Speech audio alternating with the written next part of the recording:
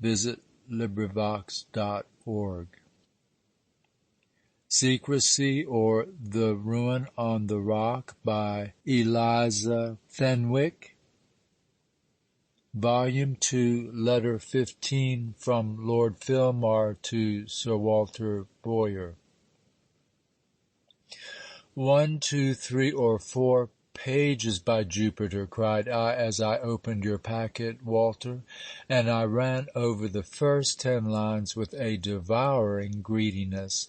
For would not any man have expected, as I expected, when I had so lately written you 2 letters upon the projects and hopes that dance in gay attire before me, that your epistle must have contained comments innumerable, hints useful, and cautions sage?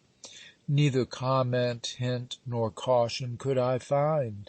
Nothing but 4 sides of paper covered with rhapsodies which have neither connection with nor likeness of anything in heaven above, in the earth beneath, nor in the waters under the earth. Yet, negligent as thou art, still must I write on. My fancy is overcharged with matter, for I have done wonders, Walter. Yesterday at 10 o'clock I talked with Lady Monkton's housekeeper, who once was Mrs. Valmont's housekeeper. And yesterday at 4 o'clock I talked with Mr. Valmont himself.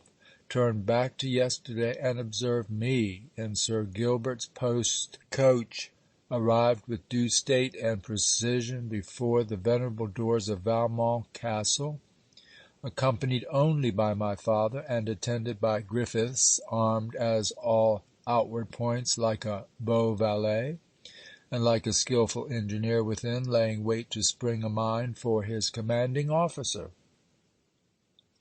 With measured steps, Mr. Valmont approached us 3 paces without the drawing-room door. He conducted us to his lady, who on a rich, heavy, and gilded sofa sat in melancholy grandeur to receive us. But the niece, I hear you cry, not a single glimpse of her, I suppose? Yes, Sir Walter Boyer, I have seen her. Seen her? Why, I thought, pshaw! What can a baronet have to do with thought? Marked you her eye of heavenly blue? Marked you her cheek of roseate hue? Do you still doubt? Then shall I proceed and fire your imagination with the graces of my goddess, all enchanting, nothing wanting, for I have gazed my fill, yes, on her picture. Why, look you, Sir Walter, am I not her predestined lover, and has she not 6,000 per annum? Pray, madam, by what artist was this portrait done? Said I to Mrs. Valmont, while the squire and earl were gone to visit the nymph of the south wing, with my imagination stealing after them on tiptoe. Not by any artist, sir, replied the lady. It was the performance of Clement Montgomery. It is drawn from my niece. Then she must have the honour greatly to resemble you, madam. Upon my soul, the likeness is astonishing. Up rose Mrs. Valmont. Why, indeed, Lord Filmar, though I never observed it before, there is something of me in the turn of these features. But indisposition, sir, the cruel hand of sickness has made sad havoc with my face. And she pushed a little backward the hood, which had almost hid her remnant of beauty. In short, dear Walter, I dined at the castle. My father saw the lady, and I saw her picture. My father says, and so says the picture, that she is very handsome. By the answers to a few questions artfully arranged to Mrs. Valmont, but more certainly from the result of Griffiths' steady inquiries among the household, I learn that she is a mere savage, and loves her fellow savage Clement, as she ought only to love me. Loves her fellow savage Clement, you exclaim. Not less strange than true, Walter, and if you would know more, listen as I did to the aforementioned housekeeper. Of all the youths my eyes ever beheld, said Mrs. Luxmere, I think Master Clement Montgomery was the handsomest, and so affable, my lord. He used to steal into my room once or twice every day to eat sweetmeats, when Miss Valmont or his tutor did not watch him. But who does this Master Clement Montgomery belong to? said I. To Mr. Valmont, my lord. I'll tell you exactly how it was.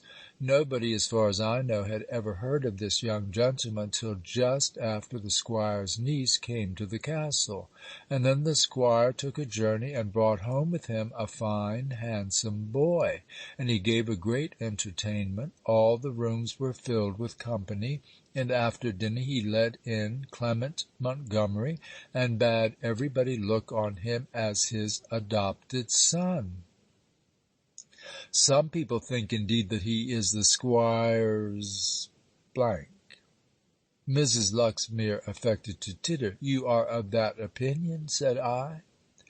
Certainly, replied Mrs. Luxmere. Nothing can be more certain. Old Andrew has lived 25 years with Mr. Valmont, and he can't deny it. Beside, if you were to see Master Clement, my lord, you would swear it. He is so handsome and so genteel. And is Miss Valmont handsome and genteel and affable, Mrs. Luxmere? I know very little about her, my lord, although I lived in the castle 9 years, said the housekeeper, with much abatement of her warmth. Mr. Valmont ordered both her and Master Clement not to speak to any one of the household, and she never came into my room in her life. Master Clement used to come so slyly, and many a nice bit has he been eating beside me, when Miss Valmont has been roaming the house and grounds in search of him. She has a suite of rooms entirely to herself in the south wing, and is waited on by silent Andrew and his deaf daughter. Where is Montgomery now? said I. Oh dear, my lord, you can't think what strange things have happened to him. The squire sent him abroad, and he stayed 2 years, and he came home, they say, so grown and so improved, it was charming to think of it. Yet that tiger-hearted Mr. Valmont has disinherited him, and sent him to London to work for his bread. Poor dear youth! I know it's true, my lord. Enough of Mrs. Luxmere. It is true, Walter, that this dear and handsome youth was brought up in the castle with Miss Valmont.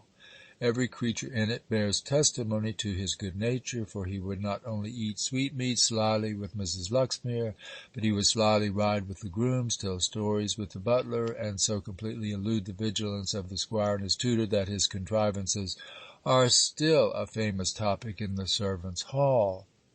Not so Miss Valmont.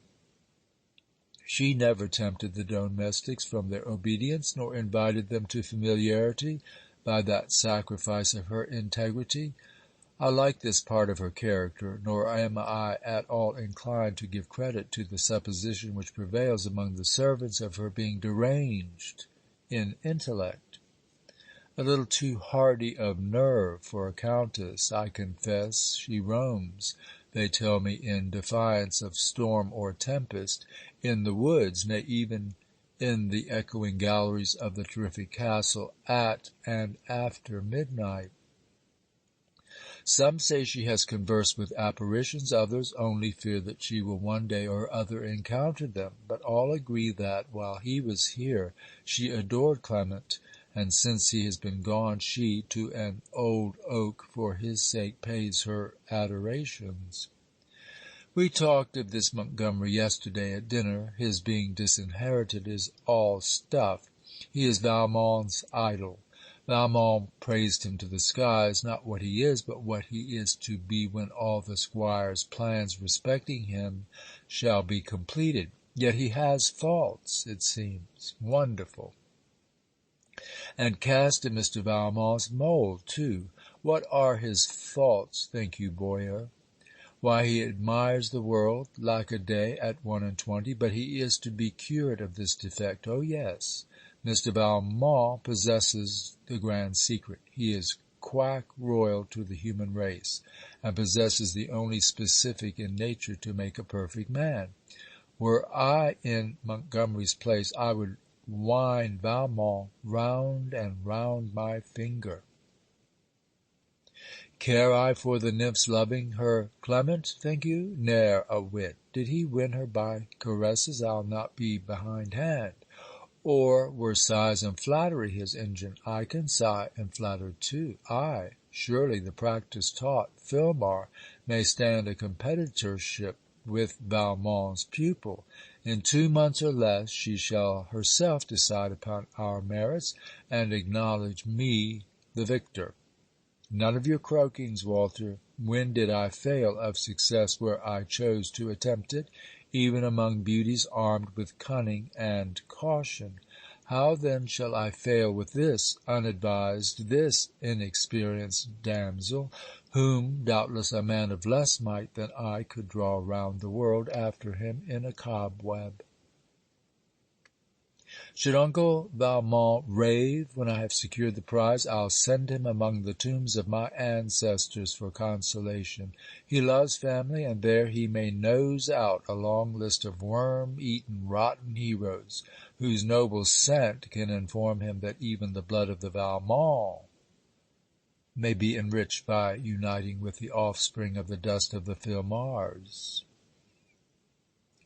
My necessities are urgent, Walter. The day of sealing my last mortgage draws near, and if my invention is not more fertile on that account, at least my resolution is more undaunted. Were time less pressing, I might grow coy with expedient. As it is, I must snatch at bare probabilities, and in faith, be it the wildness of the design, be it ambition, avarice, or be the motive what it may, I grow more and more enamoured of the heiress of Valmont Castle, and more fearless of whatever risks I may encounter to obtain her. Congratulate me, Walter, on my firmness, and believe me, in a very considerable degree, thine, Filmar. End of Section 32.